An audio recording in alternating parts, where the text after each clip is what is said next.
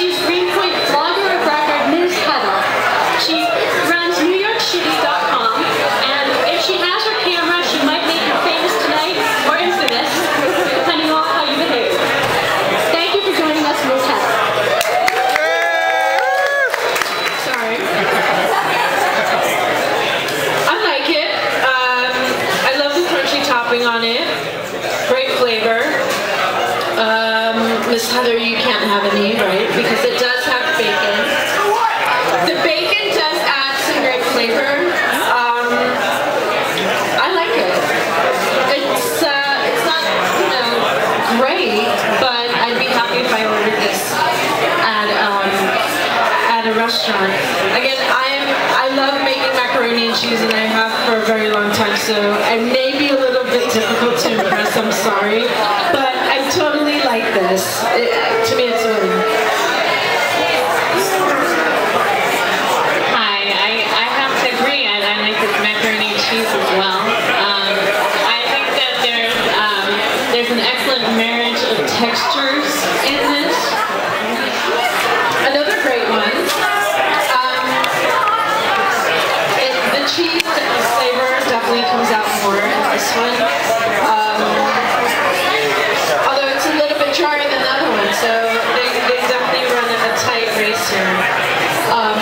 Still very flavorful, done well. The macaroni's cooked perfectly.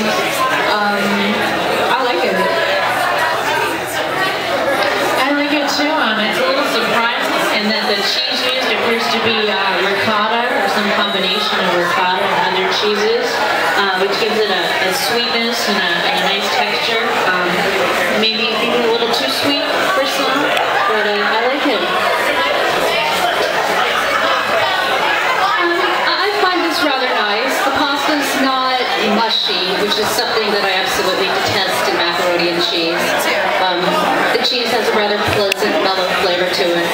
I'm not a really big fan of the crumbs on it, however. I just have to be upfront about that.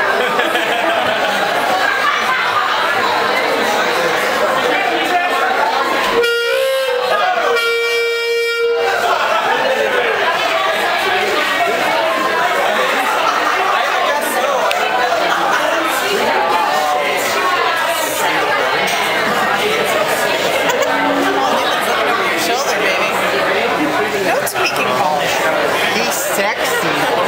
I like Paul moving. I want to pet him. He could head sucker my proxy anytime. On this one, I enjoy that it's a different type of pasta. They're using the shell as opposed to the traditional macaroni. I like it.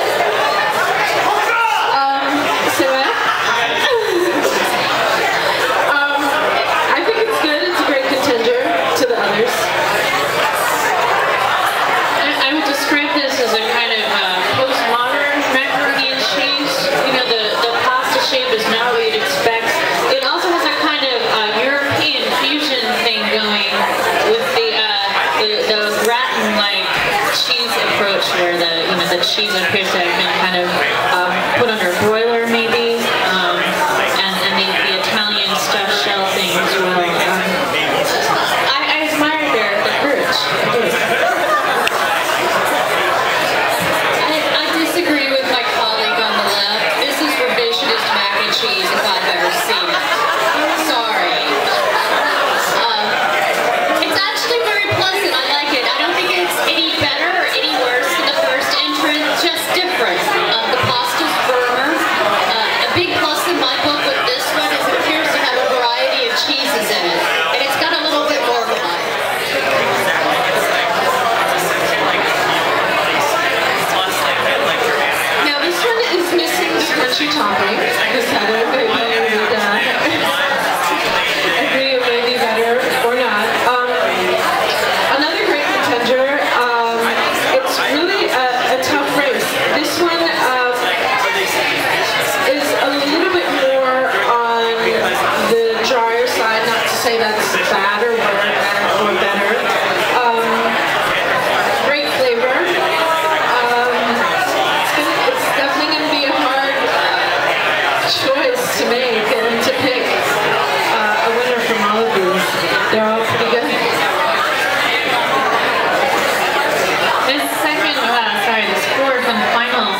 cheese, I thought had a little bit of the law of diminishing returns. The first bite, I really tasted the garlic, almost like a garlic smashed potato kind of thing.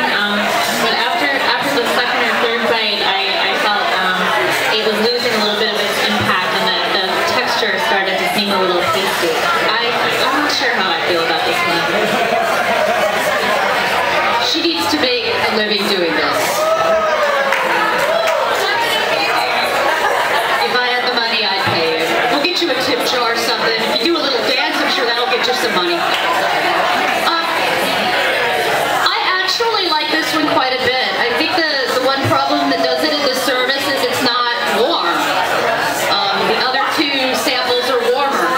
However, taking that into account, this one has certain qualities that I like from this one and this one. So it's going to be a toughie. So I guess at this point we're going to just talk about it and make a decision. And if you're lucky, maybe we'll get into a cat fight and pour beer on each other.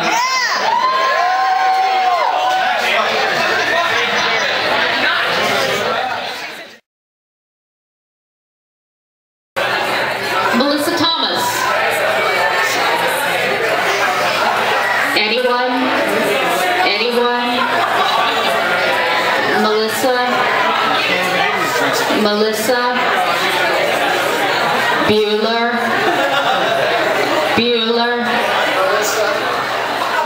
Billie G.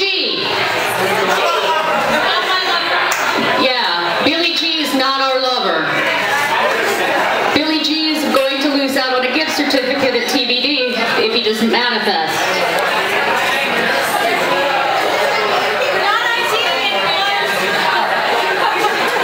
Okay.